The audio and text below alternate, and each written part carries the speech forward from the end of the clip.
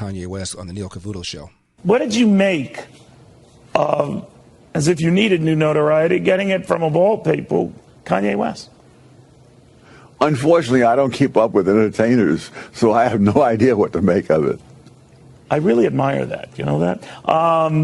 When you heard about this, there was more buzz about you. Apparently, more interest on sites like Amazon to find out what Thomas Sowell is all about, his books and all of that, his thinking. So it's happening. You should pop up on Amazon and see heightened interest in book requests and all of that, and changing book orders and all the rest. So he has a great deal of notoriety, but Kanye's gotten something, Thomas says, for saying he likes the president, likes the way he thinks, like his outside-the-box view of dealing with African Americans, minorities in general. What do you think of that and the phenomenon that's created in a world where African American voters, he says, have been monolithically going to the wrong party? Well, I am struck by the fact that the unemployment rate among blacks is the lowest that it has been in years, and also among Hispanics and other low-income minority groups.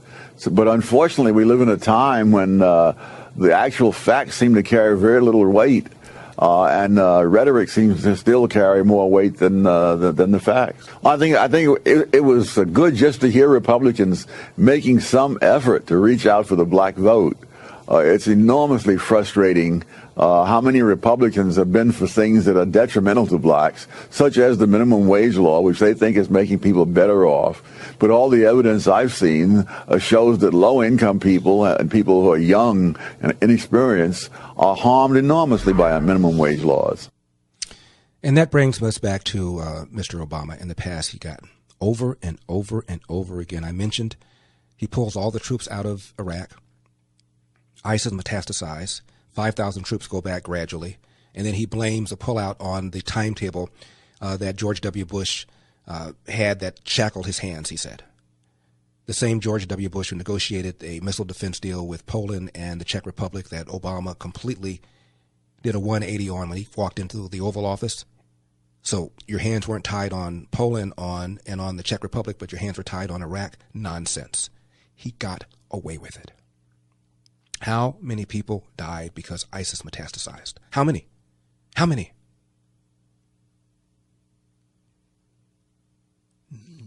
Nothing. The other thing that Obama did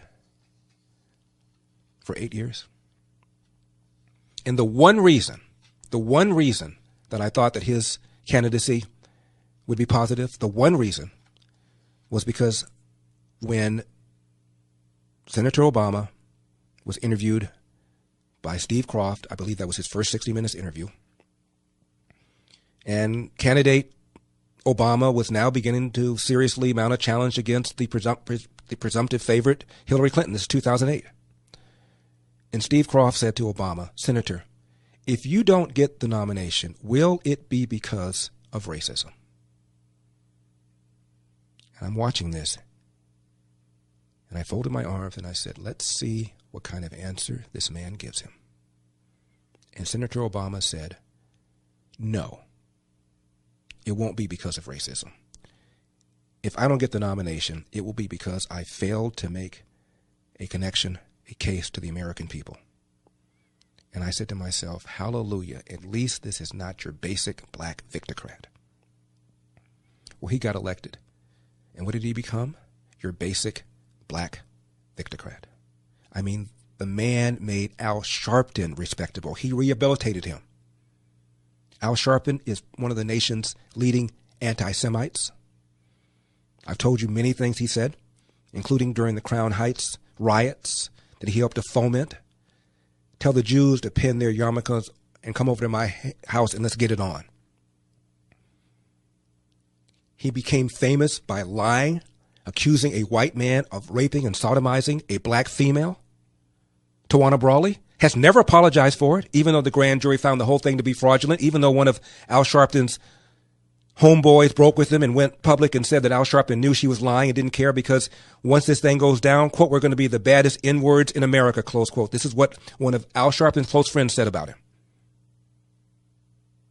The man has a show on NBC, and these people on NBC are talking about Stormy Daniels. Are you kidding me?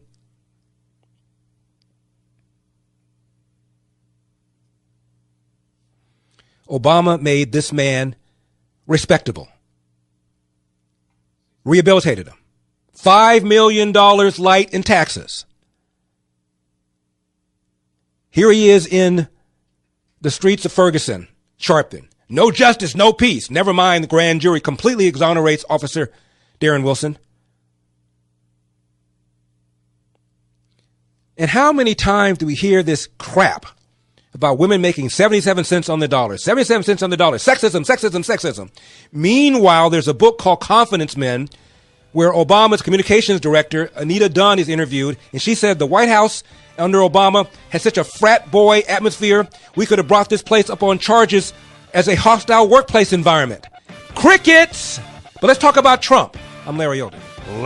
President Obama consistently talked about how women make 77 cents on the dollar. Every year, he came out with a report talking about how women only make X on the dollar compared to men for doing the very same work. I've told you this a million times. If that were true, any self-respecting employer, whether male or female, would promptly fire all the men, hire women, pay them only 77 cents on the dollar, and pocket the difference.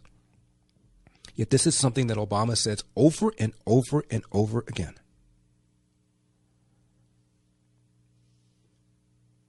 And as a result, more and more intrusive legislation, pay equity bills based upon this bogus notion. But that's okay. That doesn't bother me. What bothers me is the way Donald Trump exaggerates about this, that, and the other. Eric Holder and Obama and the race card. Are you kidding me? Eric Holder says when it comes to matters of race, America has, quote, been a nation of cowards, close quote. Well, thank you, Eric Holder. Partner at a major law firm, probably making between $5 and $10 million a year, bitching, moaning, whining about pernicious racism. Makes you want to throw up.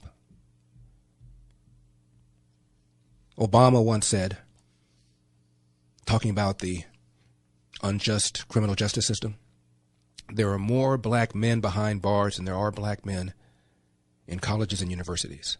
It isn't even remotely true. There are 5 times more black men, college-age black men, in colleges and universities than in prison. 5 times as many. Yet Obama said it and Jesse Jackson said it.